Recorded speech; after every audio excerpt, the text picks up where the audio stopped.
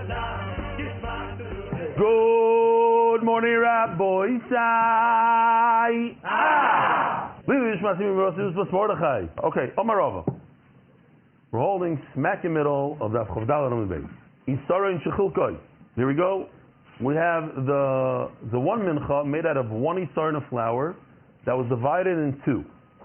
V'avad echad mehem, and one of them got lost. V'hifrish acher tachtav. So instead of the one, let's say the one on the right got lost, so you went and you put another half of your isar in there. What happens every single time when you do something like that? You find the one that gets lost. Right after you mafresh the other one, you find it. Remember yesterday we said that if a full yom touches one piece, full yom touches this, what happens? It automatically goes to the other. Why? Because the two are connected because they're from the same mincha. So the kli is able to be mitzaref them and connect them. But what happens if we bring in a third piece from another place? It's not metama the others. Yeah? Even though it's the same kli and the kli is mitzaref, it's not. Why? Because that guy, that third guy, is separate from the other two. It's not the same, it's not from the same mincha. So if we know that, then what happens over here? Now we have three pieces. You have the original, the old guy, he's the original piece. You have the guy that got lost, the guy on the left, he's Avod. He got lost, but he's connected to the first one. And then you have the Mufresh, he's the new guy. The guy all the way on the right is the new guy. So let's see. If a dead mouse, this mouse is very dead, touches the lost one, who's connected to the lost one, Rabbi? Out of the three, who's connected to the lost? The rich one, the first one. So only the first one becomes Tameh because the bowl is only the Tama, what is connected to it. The Mufresh is not Tameh. Oops, what just happened? Oh. He threw it in there. I got it. Now, if the Mufresh becomes Tameh, who is the Mufresh connected to? Rishon. Only the Rishon. He's not connected to the lost guy. So once again. Now what happens if the Rishon gets Tameh? Both of them are connected to him. But the problem is, you can't eat any of them. Why? Because he can only be connected to one. He can't be connected to two. So let's see inside. And you found the first one. And all three of them are inside the same bowl. If the lost guy got tamei, so he has a connection to the first mincha, and therefore the first one becomes tamei. Mufresh ein mitzaref, but the other guy that you brought in afterwards, he's not part of them. Nitma mufresh, but what if the new guy became tamei? Mufresh v'rishayin mitzarefin. The one that never was lost, the one with the white beard, the original, he's a partner with the mufresh. Avud, the one that got lost, ein mitzaref, he's not a partner over here. Nitma rishayin, but what if the rishayin got tamei? Shnei mitzarefin. They're both connect. They're both tamei. Forget what I said before. They're both tamei. Abaye Omar Afilu Nidma Echad Mehem Nami Shnei Mitzarefin. Abaye says this applies in all three cases. In other words, if the Avod, the lost piece, got tamei, then look what happens. The Mufresh and the Rishon become tamei. Why? My time of Kulu B'Rivnei Bikto Dahadadi Ninu. They're all part of the same house. They all belong to the same family. It's not like the case that we had yesterday where you bring a third piece from outside, it belongs to another mincha. Over here, they all belong to the same mincha. The reason why you made a mufresh, the reason why you brought in another half, was to complete the rishon. So he's part of the mincha also. The Ovid is certainly part of the mincha. He's the original. So they're all part of the same house. And Mela, they're all tamei. Says the Gemara, the same idea would apply if you have three parts. One of them you started out with two parts, one got lost. It's the same mincha, half got lost. Take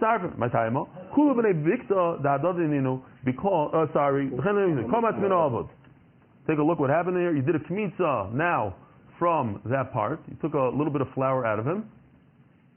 Shiur, so the leftover of the avod. Again, who's the lost guy's partner? The first guy. So in Mela, he's able to do the kmitza for him. Mufresh ein nechal, but the avoid and the new guy have no connection, so therefore you cannot eat from the mufresh. Chamas min mufresh. If these two are partners, great. Now, if we take kmitza from the mufresh guy, you have to wait like 3 seconds, and now you'll see his head. Okay, you see it has flour. Shiur. So now the mufresh and the rishon are partners, and therefore you can eat from those two menachos. And the last one is not included. Here's what I said before. If you took kmitza from the first one,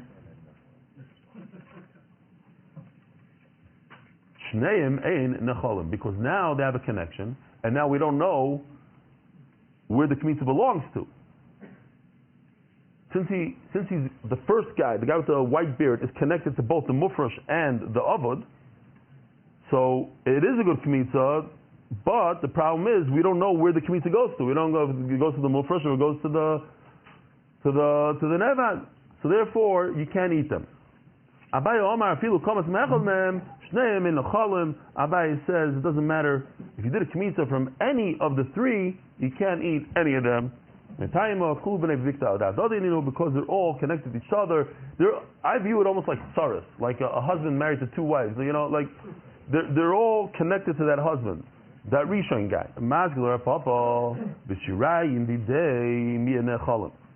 It seems like that when you take a kmitza from one, at least that one that you took the kmitza from, you put it on the mizbeach and you could eat it. You could eat the rest of the shirayim. That's what it would seem like.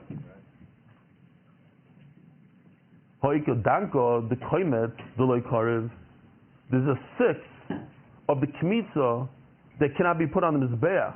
In other words, a third. Let's view it as a third. If you think about it as a third, I just brought this for, I don't know if it's going to help. Somebody gave this to me at the Shabbaton, and I was scared to. Let's say you have 3 pieces. Not a good idea, but it's not coming apart. It's called sensory sand or something. Anybody have sensory issues here? Yeah. So now I'm going to do kmitza. I do kmitza with this. This is my kmitza, right? So a third goes for this guy. We'll put it over here. A third for this guy and a third for this guy. Now, one of these guys is no good. One of these guys, let's say this guy is the new guy that you put in. So this third, when I did a kmitza, a third of my kmitza was for him. Third was for him, third was for him.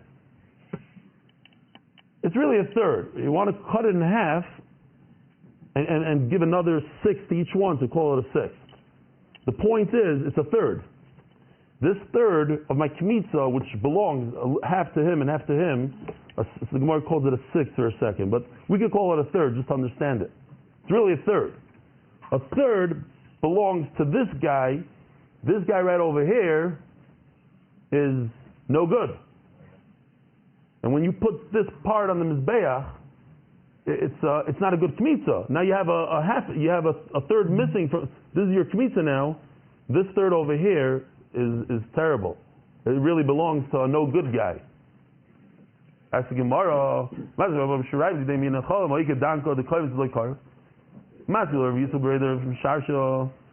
now the same question.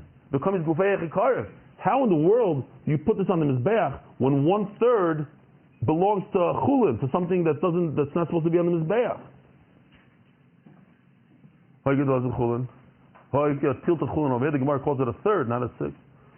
Ravashi Omar says, Ravashi,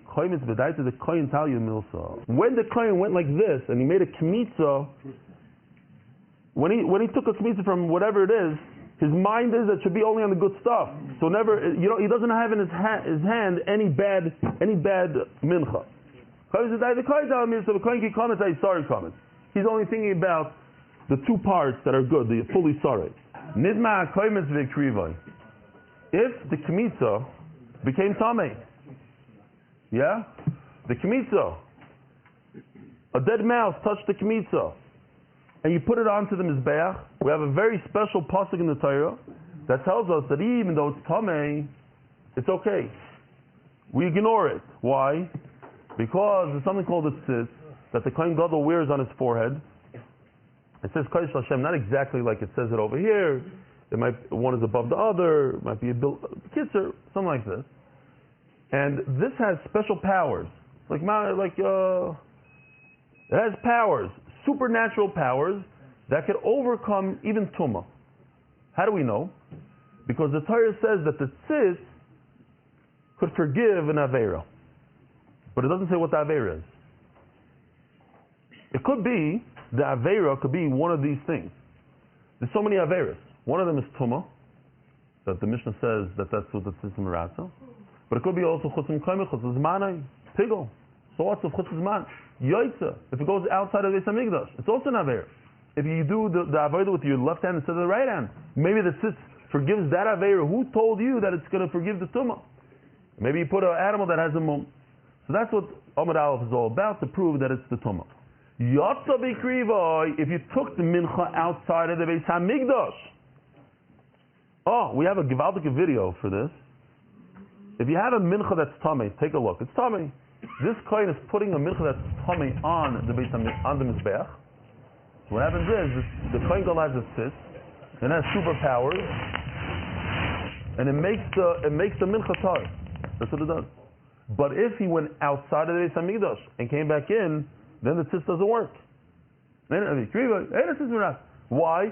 And here's the klal shatzitz mirat al tumah. Tzitz has powers against tumah. Ve'erat al yoytze doesn't help for yoytze. Now we have to do a process of elimination. We have all these averis that it could forgive, and we have to know why it doesn't forgive these things. What is the pasuk talking about? What avera are we talking about? In Torah pigul. Now, the entire Zvachim, we learned that pigul means chutz zmanan. Yet the Torah calls pigul chutz l'makom. The Gemara over here is using that for whatever reason. The Gemara calls this. It doesn't matter really. The point is he had a bad thought while he was performing the avodah. He's thinking about eating it outside of the Beis Hamikdash in certain situations. If it's a kachim kalam outside of Yerushalayim. But that already says Arik Vanema lo yechoshev. There's nothing you can do about it. Here, he had a thought while he's doing the avodah. He's thinking of machshava pigul. It's bad. The tzitz is not going to help you. Why? It's trying to work. Lo yechashev. The Torah says it's God. It's finished. So tzitz doesn't work in this case. In time avoy noisar. Now avoy noisar over here, interesting, is considered. Rashi calls it chutz zman. Torah has a whole discussion how to learn it. Also, we go with Rashi. Rashi says noisar means chutz zman.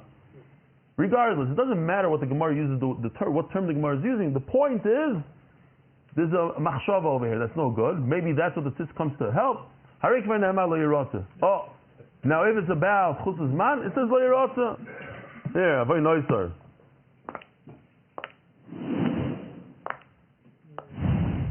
Lo yirotza. Fine. So it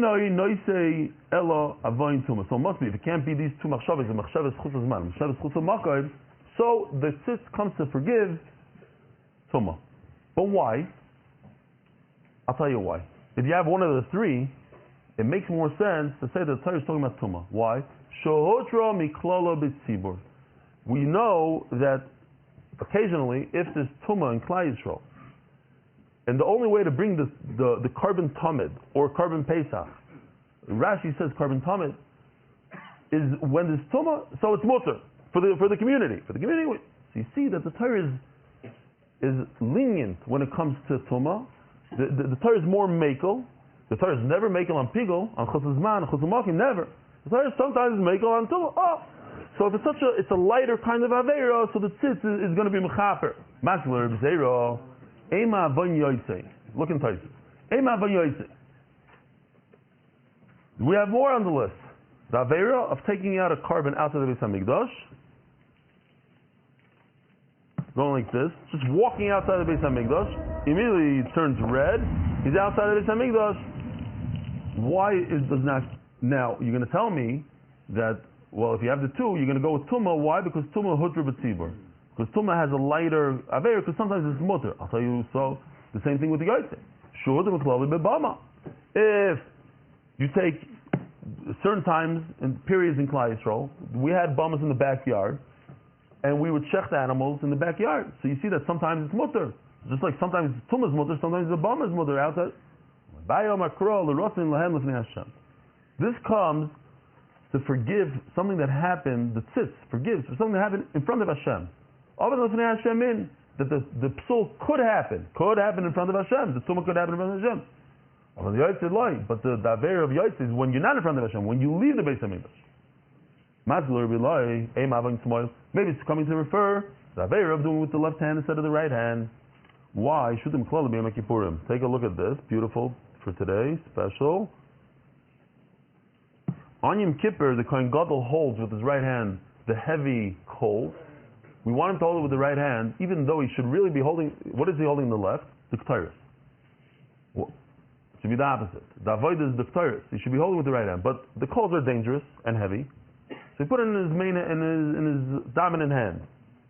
But you see that you can use your left hand for the Ketores on Yom Kippur. So it's Sutam Klala. It was an Aveira, and I pushed it off. I said, there's Tumah today, but not today. That same Tumah was a Tumah yesterday. Today, even though it looks like Tumah, it's not. This is the way to do it. This is the way I command you to do it. Today, it's not just mutter. It's l'chatchila. That's how you do it. You're asking me, perhaps it's coming to say, if a kohen did it with his left hand, it's okay. That's in the kohen. We're talking about an aveira that's in the carbon. The tumah is in the carbon, not in the kohen. That's what tumah is put on the mizbech. And this is an aveira of kohen. Rav Simi, the son of Rav Idi, Sima, Rav Sima, the son of Rav Idi, told Rav Ashi. And some say Rav Sima, Bereder Rav Ashi. The Rav Ashi had a son, his name was Rav Sima, and they had a discussion, father and son, the Rav Ashi. The son asked his father, Rav Ashi. We have one more on the list, and that is, if an animal has a blemish, that's the last one on the list, you know how to put on the mizbeach? But it's not similar to Tumah, because Tumah is Hutam Aklali. Once in a while, Tumah is Mutter. No, this also is Mutter. Shutam Aklali Ba'ivai. Birds don't have a mum. There's no such things about mum animal. If an animal has if a bird has a broken leg, you can put on the mizbeach. There's no such things as male, female by bird. Very nice. It's a nice try. It says Mefurish on a balmum. You cannot bring a balmum. There is no tzitz that's going to be mechaper when the Torah says straight out, don't bring it. If you bring it, it's not going to work. Nu sugi Rabbi Yisai. Dam shenitma uzrakai. A dead mouse, a sheret, touched it. And he did zrika with it. B'shoigeg hurtza, b'mezid lo hurtza. Midiraisa, it works. Why? Because you have tumah over here, and the tzitz is mirasa tumah, so it works. Just what? If you do it deliberately, b'mezid lo hurtza, why? What is that called, Rabbi Yisai? A knas. It's a penalty. Midiraisa should work. It's good to remember this, because we're going to be talking about penalties. Try to compare it to something else that has a penalty. That's an individual. There's no such thing as a penalty to the community. So even if they do it deliberately, it works, because l'maisa, it works. It should work by a yachid also. So we punish the yachid. Ubegai, you have a guy. It doesn't matter how he did it. Loi hursa. The guy doesn't get a kapara. End of story. That's chafeilin base. Very meany. But here's the problem. We just said that an individual doesn't get a kapara if he uses blood that's tamei, if he does it on purpose. But over here it says mefurish, amatis mirasa, aladam, alabasar, alachelev. Chelev over here means the part that we put on the mizbeach, the emurim shenizma. And look at this. Bein b'shoigig, bein b'mezid, even if it's on purpose. Bein ba'oines, bein b'ratzain, bein b'yachid, bein b'yachid. Here, it says even a yachid. Bein tzibur, here it is.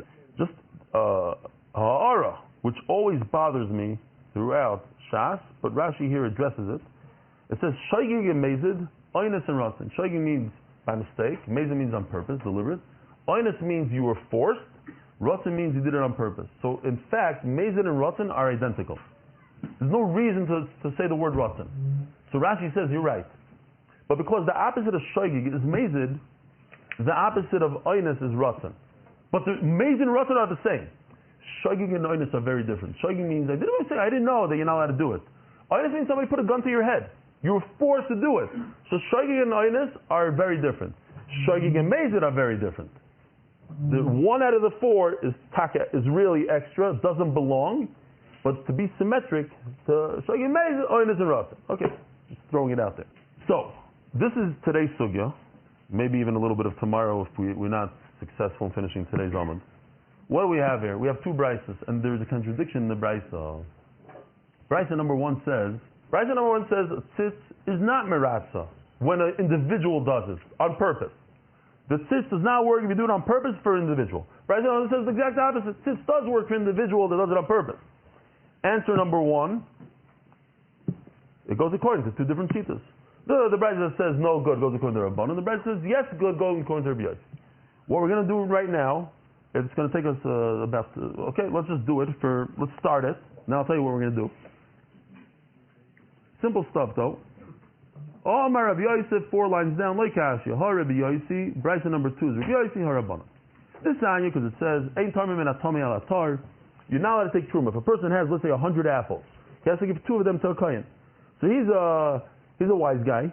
He takes the 2 apples that the dead mouse touched, and he gives them to the kohen. No good. Why? Because you just hurt the kohen. The kohen he can't eat it. And what he's going to do? He's going to sell it for really cheap, so you hurt the kohen. The intaram, well, if he went ahead and he did it anyways, the shoygeg trumas and truma, the mezid and trumas and truma. This is very similar to our sugya. You shouldn't do it, but if you did it on purpose, doesn't work. Again, why doesn't it work here by truma? Because it's a knas, it's a penalty. It does work midairaisa. So if he did it by mistake, the truma is a truma, and if he did it on purpose, not a truma. That literally mimics our sugya right over here. That if you have tzitz biyachid, if you did it on purpose, miratza, you do get a kapara even if you did it on purpose. The truma does work even though you shouldn't have given it and it's tameh, you shouldn't have done it like that. It works. That's Rabbi Yossi. As the Gemara, it's one thing to say you don't get a penalty, but to say that the tzitz is so powerful that you could eat it, that's already far-fetched. To say that the tzitz is so powerful that you could actually eat it, it's one thing to say that there's no knas, but to say that you can go ahead and eat it, but it's more than that. It says Rabbi Eliezer is the one that says that tzitz is powerful, you could even actually eat it, and Rabbi Yossi, who we're talking about, it literally doesn't work. Where is that? Here. Look at this thing right over here. The typical, we do this all the time. The one on the left. You just told me Rabbi Yossi is the one that says there's no penalty, there's no problem, the tzitz is great. So what do? So it's very simple what you do. You flip it around. Rabbi Yossi is the one that says the tzitz is merasa. Okay, so that's a little bit of a tchak. Epoch. You got to do a switcheroo. So now the Gemara is going to do 25 lines. I counted 25 lines to prove that you can't flip it. That Rabbi Yossi cannot say tzitz meratz al achila. It's actually Rabbi Eliezer that says tzitz meratz al achila. So just to get to the you have to just remember, what are we trying to achieve here? We're trying to achieve one thing, to prove that Rabbi Eliezer, that it lines up like this. Tzitz meratz al achila is Rabbi Eliezer. Not, you're trying to do a switcheroo, a very nice try, but it doesn't work. How could you flip it around? You have meat that became tamei and you ate it before the zrika. What's before zrika? Zrika allows the kohen to eat the meat. If it was before zrika, you weren't allowed to eat it then. I was saying, you chayavam aleim. Maybe you should get kares mishum tuma. The kohen himself was tamei, so you should get kares for eating it. You don't get kares for that. Why? Because it's not edible. There's no zriki yet. Or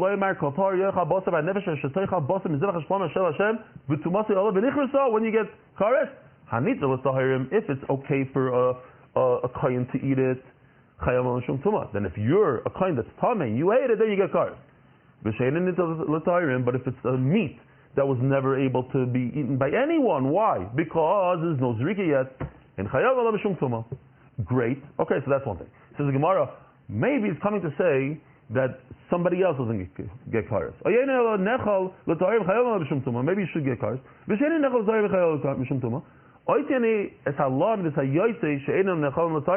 Perhaps it's coming to exclude meat that was left overnight and meat that went out of the Beis Hamikdash, that a Torah person, in other words, if a Torah person eats it, he'll be potter. Asher Lashem. It's extra. Riba, that you're chayiv kares. Lan and yaitse, if you eat it, chayiv kares. Maybe if somebody is tamei who eats pigul and noisar, he should be chayiv kares. And the Gemara just pauses for a second, goes off track, just to fix this sentence. Noisar is hainu lan. What do you mean noisar? We just spoke about lan and we said lan you're chayiv. Now you tell me maybe noisar, but we just discussed lan. Lan and noisar are the same. You're right. Okay, fine. Ela ava begulum kenoisar. People should be like noisar. Akolpanim, we're going back into line now. The Torah says if you eat pigul and you're tamei, you don't get kares. Why did you decide? You have two things in front of you. You have yaitse and lan that we said you get kares. You have pigul, you say you don't get kares. Maybe do a switch. Who told you? Maybe pigul you should get kares and yaitse and lan you shouldn't. So the Gemara, because it's logic. Because the Torah at the end of the day said one is chayiv kares and one is not. Amris. Now let's think what makes more sense. Lan and yaitse were once upon a time good. 5 hours into their lives, somebody took it out of the Beis Hamikdash. It became yaitse. 5 hours into their life, it went overnight. But for 5 hours, it was good. Pigul happened during the avodah. Not for one moment of its lifetime was it kosher. This case that we had, that the meat became tamei even before zrika. Bomb question. How can you give him kares? It never had a shasa kosher. You hear the question? We just said something that never, the moment it was born, it was already bad. You don't get kares. No. So this piece of meat that he ate when he was tamei before zrika, it was never okay to eat. So it never had a shasa kosher. How could it become? How can you get kares for it? Because the tzitz gives you an out over here. The tzitz makes it as if it's completely kosher. The tzitz is meratzit. So it comes out that if it becomes tamei, you do get kares, and if it goes outside before zrika, you don't get kares. Oh, finally, here we get to the raya. This is Rebbe Eliezer. It's Rebbe Eliezer. Let's look at the chart again. We have to go back.